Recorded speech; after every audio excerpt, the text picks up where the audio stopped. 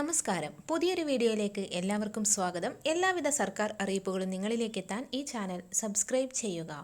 കേന്ദ്ര സഹായം 2000 രൂപ വീതം അക്കൗണ്ടുകളിൽ പ്രഖ്യാപിച്ചു. അർഹതപ്പെട്ട ആളുകളുടെ ആധാർ അധിഷ്ഠിത ബാങ്ക് അക്കൗണ്ടുകളിലേക്കാണ് തുക എത്തിച്ചേരുക.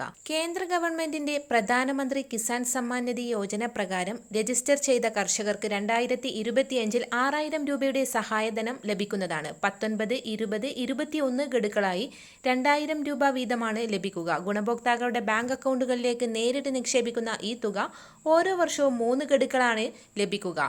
ഗുണഭോക്താക്കൾ eKYC പരിശോധന അക്ഷയ സെന്റർ മുഖേനയോ അല്ലെങ്കിൽ PM കിസാൻ വെബ്സൈറ്റ് പരിശോധിച്ച് eKYC ലാൻഡ് വെരിഫിക്കേഷൻ എന്നിവ പൂർത്തിയാക്കിയിട്ടുണ്ടോ എന്ന് ഉറപ്പുവരുത്തുക.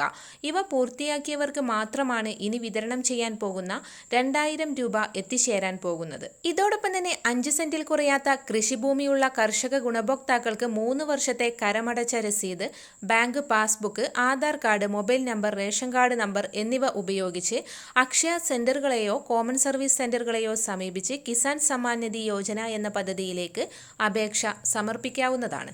എല്ലാവിധ സർക്കാർ അറിയിപ്പുകളും തുടർന്നും നിങ്ങളിലേക്കെത്താൻ ഈ ചാനൽ സബ്സ്ക്രൈബ് ചെയ്യുക.